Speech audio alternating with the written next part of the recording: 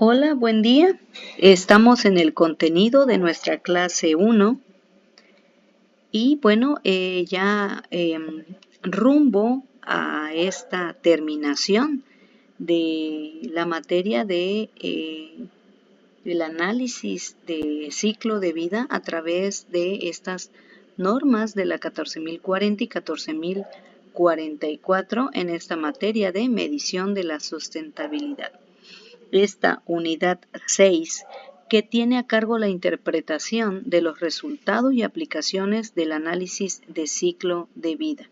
Y bueno, es ahí donde termina una de las últimas fases precisamente de la metodología de análisis de ciclo de vida para posteriormente continuar como se ha marcado en el objetivo, la comunicación de resultados y la gestión de los impactos de manera unificada. Bien, entonces el objetivo de esta unidad pues es comprender cómo se va a realizar esta interpretación a partir de una serie de consecuencias sobre estas fases de las metodologías, las últimas etapas que son la evaluación de A sub B de ese producto, proceso o servicio que se ha medido. También se va a estudiar algunos conceptos principales o claves como análisis precisamente de ese estudio, ¿no? Entonces, examinaremos la importancia de estas gestiones ambientales. Esta interpretación de los resultados dentro de ACV combina la metodología precisamente junto a ciertos puntos de controles críticos, va incorporando categorías de impactos, características de los procesos auxiliados de manera y soportados de un software. Bueno, hemos nombrado que hay otros tipos de software como el Gavi Pro, Humberto, inclusive el Excel por sí puede utilizarse de acuerdo a la programación con las corrientes de flujo. También no hay que olvidar que hay métodos como Recipe que va tomando los casos de estudio de acuerdo a sus características para relacionar esos puntos críticos con la línea de categoría que se quiera involucrar o conocer el impacto en el que ha establecido la técnica que vamos a utilizar a través de los objetivos, del que queremos conocer para ser analizado y posteriormente darle la fortaleza que si queremos analizarlo de una manera primero ambiental y bueno, después pasaríamos a otras situaciones como económica o social. Así que este ACV que se presenta va combinando todas estos quehaceres precisamente de la relación de los impactos positivos pudiera resultar e impactos negativos de un producto en el ambiente o en el sistema que estamos estudiando. En el caso de algunas industrias como lo es Fiberglass, estos impactos se miden por etapas en la vida del producto, desde la cuna a la tumba, y bueno, se hace presente desde la extracción de la materia prima hasta el final del uso del producto y la demolición en estos casos de los edificios, con indicadores ligados a los residuos, las emisiones y el consumo de recursos en estos ámbitos de manufactura.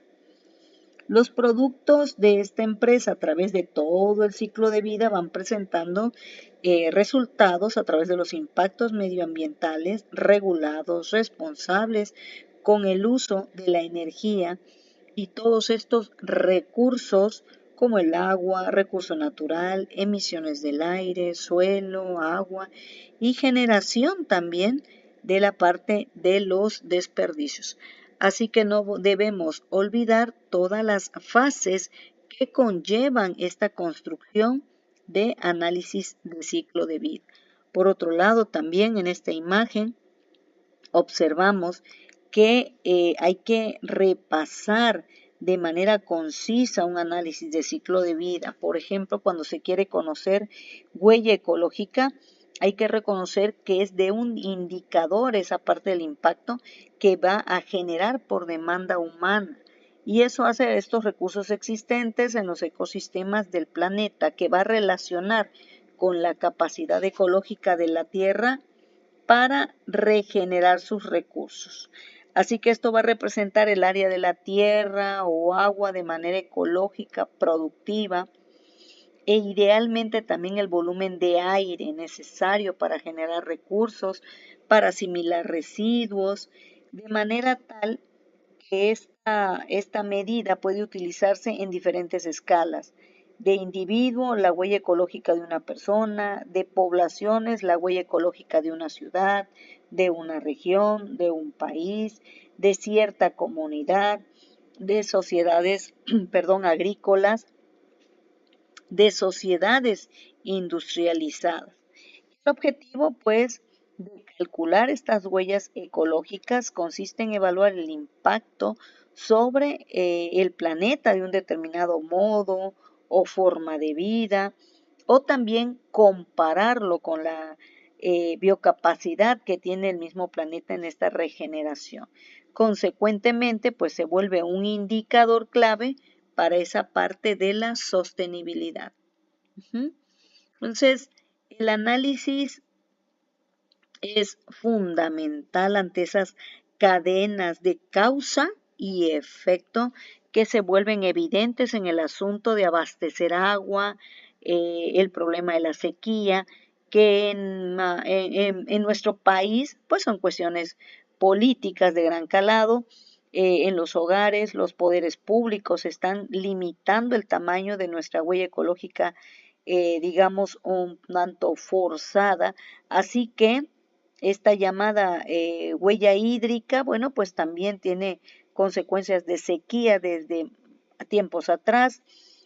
Por ejemplo, en España se ha reducido significativamente, principalmente gracias a procedimientos de riego más eficientes en la agricultura, pero también con mejoras de equipamiento dentro de la parte doméstica de inodoros, lavabos, duchas, fregaderos.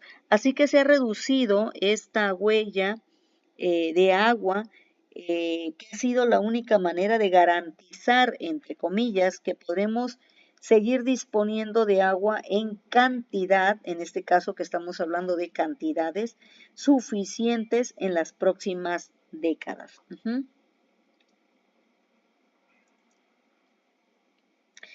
Bueno, hay pasos que debemos asegurar para seguir un análisis, ¿no? Estamos viendo un esquema de inicio a fin en estos ámbitos de las emisiones de la energía. Así que nuestro perfil de impacto, ¿no? Debemos caracterizarlo muy bien para definir los objetivos, la base de los resultados, especificar cantidades, unidades, y definir nuestra unidad funcional, por supuesto, y darle ese análisis de interpretación en esta función, de cómo realizarla, qué tipo de, cómo lo voy a cuadrar en el porcentaje de sensibilidad y en el porcentaje de analizar la parte de incertidumbre.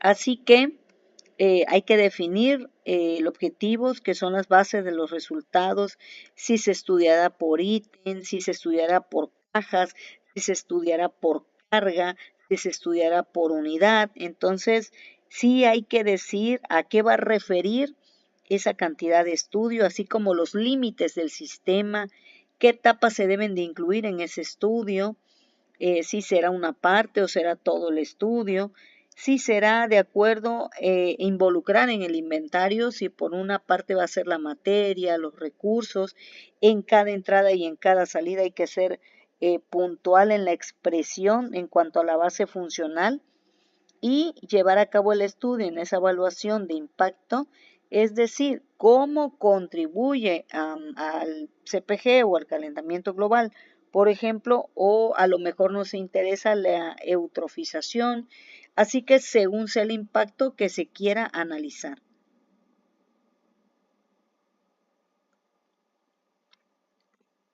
La interpretación de los resultados, que es la última etapa obligatoria de la norma, como lo comentamos al principio de nuestra narración, empezaremos por ver cómo se realizan y los parámetros que pueden ayudar precisamente a una mayor identificación.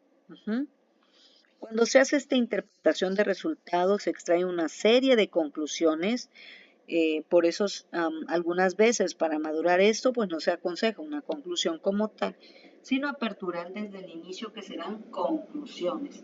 En esta parte de las conclusiones de los impactos ambientales que provienen del producto.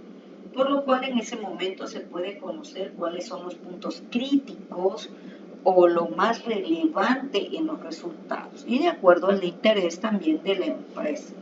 De tal manera se van identificando estos puntos críticos y podemos, entre comillas, jugar matemáticamente qué parte puede contribuir menos, qué porcentaje puede contribuir más, qué categorías de impacto son las más relevantes, y es por ello que al realizar una relación en la cual se combine el análisis de inventario, tiene uno que correlacionar esos resultados del impacto.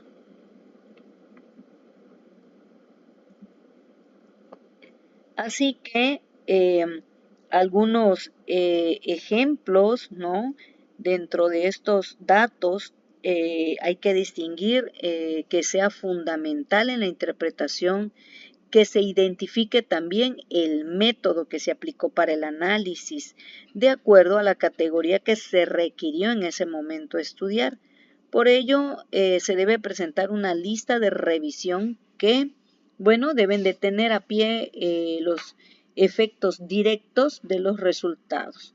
La energía entre ellos es muy importante, ya que si no tenemos cuidado en el inventario, puede elevar con alta significancia los resultados.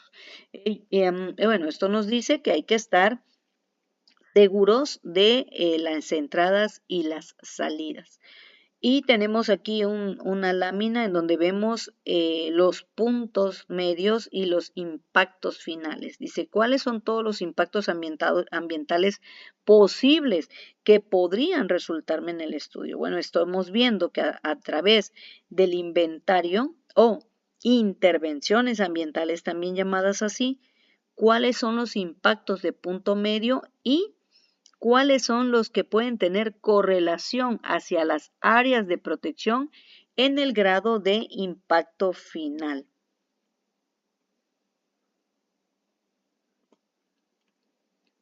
Ahí estamos viendo unas intervenciones ambientales que son de efecto directo, que son los midpoints, y los impactos de efectos finales o los endpoints.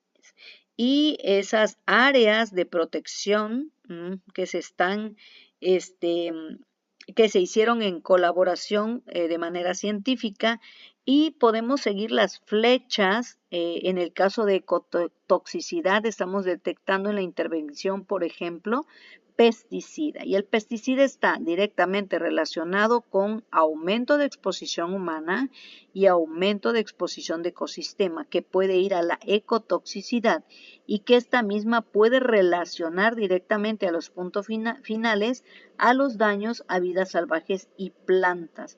Y bueno, y que ello también tenga correlación con el entorno natural del que formamos parte. Y así podemos seguir cada flecha para ver esta parte de la intervención que tiene que madurar en la entrada de nuestro inventario. Posteriormente hay que ir, bueno, ya que estén los resultados, a esa interpretación. ¿Qué es lo que nosotros pensábamos? ¿Qué es lo que habíamos leído? ¿Que nos habíamos informado y esperábamos un dato? Y si no resulta lo que nosotros estamos previendo en nuestro supuesto o hipótesis que hemos planteado, bueno, entonces daremos madurez a los resultados de manera que nosotros necesitamos interpretar. Y eso va a depender también de la parte del objetivo. Y es por eso que se hacen las listas para la ayuda a la interpretación de los resultados que se deben tomar en cuenta. Debemos tener claramente esas líneas de energía, esas sumatorias de flujos de masa para poder comprobar en cualquier momento la robustez de esos análisis. Los resultados se clasifican o se priorizan. Es por ello que podemos saber qué aspectos son más representativos que otros, porque al momento de estudiar, bueno, el programa va a revelar no solo nuestro flujo de interés, sino también va a encontrar algunos acercamientos de impactos. Entonces, no son solo las cifras, sino que se tiene que demostrar también en la medición que tiene un significado hacia otras correlaciones. Para determinar esos aspectos representativos se emplean algunos métodos, análisis de contribución, por ejemplo, mediante el cual se examina la contribución de las etapas del ciclo de vida al resultado total que nosotros estemos observando o extrayendo del estudio. Y hay que expresar la contribución mediante un porcentaje. Así que los resultados se pueden clasificar o se pueden priorizar como se está viendo en la lámina. Si a lo mejor tenemos una contribución del 50%, ya estamos hablando de una parte significativa en eutrofización, en CO2, bueno, en la parte equivalente al impacto que se esté revelando en ese momento. Si nuestro flujo corresponde, por ejemplo, en un 25%, al 50 no es significativo, pero es relevante sin ser importante. Entonces, este cuadro nos puede ayudar a llegar a deliberar el acercamiento de esas conclusiones. Es decir, de acuerdo a esa contribución dentro de la lista de nuestro inventario, podemos decir que X material de flujo de energía o de masa existe con una influencia significativa o una influencia menor, dependiendo el grado de porcentaje que estemos en ese momento manejando. Y esta parte de la influencia, bueno, pues, ¿qué tanto influye?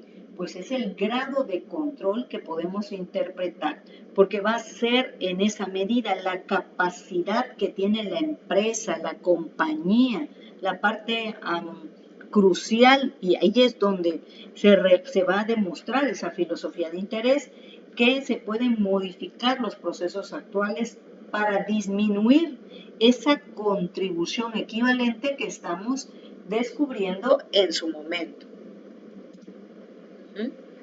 Los objetivos de evaluación son para fortalecer esa confianza, esa fiabilidad de los resultados. Y bueno, va a incluir aspectos significativos, identificando en el primer elemento de la interpretación. Se puede determinar la confianza de los resultados del análisis de ciclo de vida en cuanto a una estabilidad, en cuanto a una fiabilidad, utilizando diversos tipos de métodos. Por ejemplo, incoherencias. Para dar esas revisiones a las inconsecuencias o algunos datos, como decimos, algunos datos sospechosos, se le puede dar nuevamente la revisión al marco metodológico. Debe hacerse la revisión de dónde provienen esos datos, qué tan antiguos son esos datos, de qué región provienen. En una de nuestras clases, recuerden la parte del inventario, ¿no? Tenemos que tener, bueno, de dónde se tomaron esos datos. Este curso, bueno, ocurre en 5 tiempos, pero eso es lo que, si saliera algún tipo de de revelar precisamente algo que está fuera de nuestro alcance o que no esperábamos, se puede cotejar esas diferencias de los datos. Así que se debe realizar una comparación de los resultados y es por eso que se dice mayormente que ASV ocurre a manera de comparación para utilizar algunas suposiciones, corroborar precisamente los datos, algunos métodos con los resultados obtenidos utilizando datos alternos a lo mejor, ¿no? O el más cercano como sería un estado del arte. Y a modo de ejemplo se puede considerar que existen variaciones significativas cuando las diferencias en los cálculos son superiores a un 10%. Entonces, este cotejo va a consistir en variar de manera sistemática las variables de entrada para ir determinando la sensibilidad de los resultados de ese ASV a esta variación descubierta. Y ello va a permitir entrar en el estudio, permitir comprender mejor ese sistema y distinguir los parámetros que influyen más en esos resultados finales. Estos cálculos de sensibilidad, cuando se hace un análisis, pues debemos tomar ciertos parámetros. Por ejemplo, hemos comentado que la parte agrícola es muy sensible ante los estudios, ¿no? Porque los datos que tenemos pudieran cambiar muy rápidamente por alguna inundación, por alguna contaminación. Así que en las cosechas, antes de la distribución, podría ser que tomamos nuestros estudios de manera ya envasada para poder tomar este tipo de control y a lo mejor no una cosecha fresca, podría ser. Entonces ya estamos entrando en la parte en donde podemos manipular esa parte del proceso. Y ese análisis de sensibilidad puede variar los parámetros porque tenemos en esa parte de refrigeración un impacto de calentamiento global que podría interesarnos en ese momento.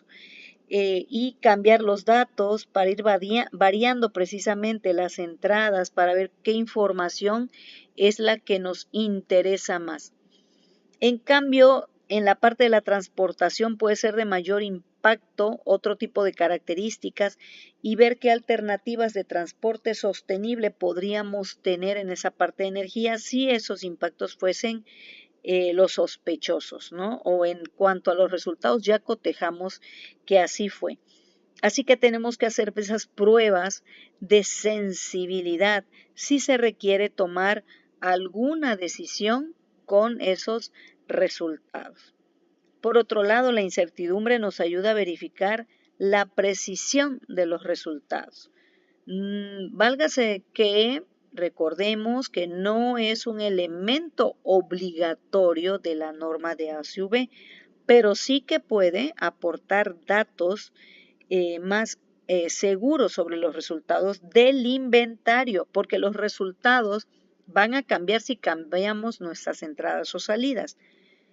Pero somos responsables de los datos que se introducen a la parte evaluativa. Así que puede variar en tiempo en el que se almacenan y pueden producir cambios a productos por tiempos en materias primas o a lo mejor en parámetros de consumo o por cambios del sistema podría ser como lo es en menor agua, en mayor agua, en que si es agua de lluvia, en que si es agua potable, porque estamos haciendo los movimientos para lo que fue creado a lo mejor un sistema. Podría ser a lo mejor que estemos hablando de una lavadora, de un refrigerador, pero tenemos que verificar la parte de observación de cómo vamos a interpretar esos resultados de ese sistema.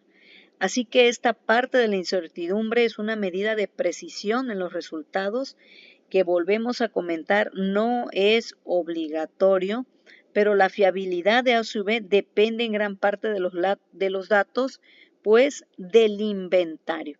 Pero dentro de esa parte podemos hacer algunos tipos de análisis. Así que cada dato que nosotros vamos a recolectar o a introducir va a requerir o va a tener o va a estar asignado o correlacionado a un grado de incertidumbre, a una distribución de probabilidad, a una medida. Entonces, hay que tomar en cuenta que se tiene a esta parte, bueno, que se tiene que robustecer precisamente estos datos de entrada. Y bueno, la incertidumbre, la variabilidad. Y aquí les comentaba, tenemos de ejemplo una lavadora que se le puede aplicar después de los resultados un método matemático de regresión de Monte Carlo, en donde se hacen la variabilidad de las cantidades para un sistema más, luego para un sistema menos de agua, o a lo mejor queremos más carga o menos carga con determinado volumen de agua, a lo mejor queremos hacerlo ahora de jabón de polvo, de jabón en lentejas. Entonces, utilizar esa variabilidad del uso de los consumos va a resultar en acercamientos en los valores de impacto de energía, si es por kilo, por ejemplo, por ropa a lavar. Entonces, debemos de ser conscientes de que cómo nosotros vamos a hacer ese parámetro, esa medición del parámetro. Cómo vamos a calcular el impacto podría repetirse para cada característica diferente de acuerdo a posibles valores que pudiéramos mover en esa distribución aleatoria en la probabilidad de ir buscando ese impacto final. Así que las distribuciones de la incertidumbre de los datos van a influir directamente en la distribución de la incertidumbre de esos resultados de análisis de ciclo de vida. Por otro lado, también ya que se han aplicado los análisis de los resultados mediante alguna sensibilidad o incertidumbre para robustecer esos resultados, se pueden detectar mejoras, se pueden realizar posibles mejoras al sistema y ya que se conocen estas etapas que impactan menos, también debemos saber cuáles más son las que están cercanas a impactar o a dejar el equilibrio, cuáles son los materiales que están asociados con estos impactos, cómo varían, por qué varían. Bueno, y eso solo va a ocurrir si conocemos muy bien nuestro sistema.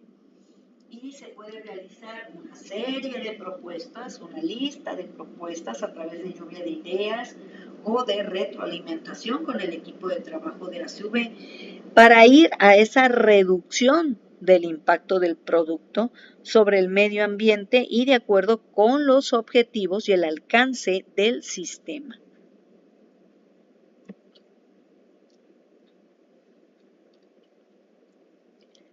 Bueno, la comunicación es otra parte de los resultados, una parte que pareciese al principio no importar, pero sí que es muy relevante. Debe de preverse en los objetivos también para delimitar el alcance del estudio. Por ello, previo a dar los resultados, se recomienda hacer primero una revisión crítica. Ese concepto de la revisión está incorporada como requerimiento en la norma 14.040. Hay que enfocarla, sobre todo donde se lleva a cabo las aseveraciones comparativas. Esta revisión por expertos internos se debe llevar a cabo por un experto, interno pero experto, independiente al estudio de ACV, que esté familiarizado con los requisitos de las normas y también con experiencia científica y técnica la manera de interpretar la revisión, que puede ser preparada y madurada en su totalidad por el experto interno del informe, que debe incluir en todo el estudio del análisis de ciclo de vida. Estas tendencias de interpretación son las que están demandando el mercado y que van a jugar ese papel decisivo en la comunicación ambiental entre la empresa, entre el cliente o quien le reporten los resultados. Así que hay que tomar en cuenta esta madurez ambiental no como una tendencia, sino como una medición para dar el conocimiento e ir hacia esas mejoras, optimización y también esas palabras que nos gustan en la medición de eficiencia, ¿no? Esta cada vez debe ir más a la alza porque es la parte del potencial del mercado y va a jugar un papel muy importante en la comunicación, por lo cual debe ser muy claro la parte de la interpretación, del alcance, a quién se van a reportar los resultados, qué se esperan del estudio de este ACV para que pueda llegar a formar parte de la mejora ambiental. Entonces debe de haber una interpretación clara y debe recordarse siempre la herramienta de medición de ACV que tiene sentadas las bases en las normas de calidad. Por ello, la parte del desempeño ambiental se vuelve madurada en esta parte de procesos y productos. Además, consiste en esa norma a partir de la familia 14001, no garantiza en sí misma los resultados ambientales que sean óptimos, sino que el propio sistema de la gestión es el que debe impulsar, madurar, animar a esa organización a emplear la mejor tecnología disponible cuando sea apropiada, sea económicamente viable. Así que hemos pasado por recopilación de normas de la familia ISO 14000. Las instituciones como UNEP, CETAC, pues están promoviendo este análisis de ciclo de vida para su aplicación. Pero tiene que ser un crecimiento con criterio inteligente, es decir, dentro del desarrollo económico, por supuesto basado en el conocimiento y basado en la innovación.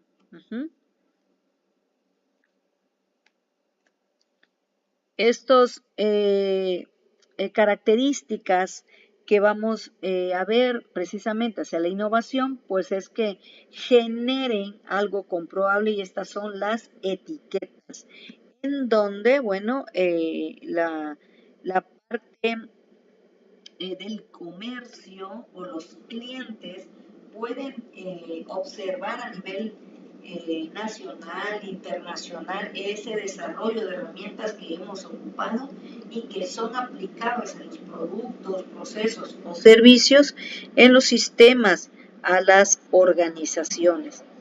Las mismas tienen como eje integrador la gestión de los aspectos ambientales, precisamente que van al aprovechamiento o a la minimización de los riesgos de impactos adversos sobre el medio ambiente, pero que aplicadas de manera individual van limitando su alcance, van afectando la ecoeficiencia y la sostenibilidad de la organización, porque también no hay sistema perfecto, pero sí hay sistema dentro de la medición de estudio.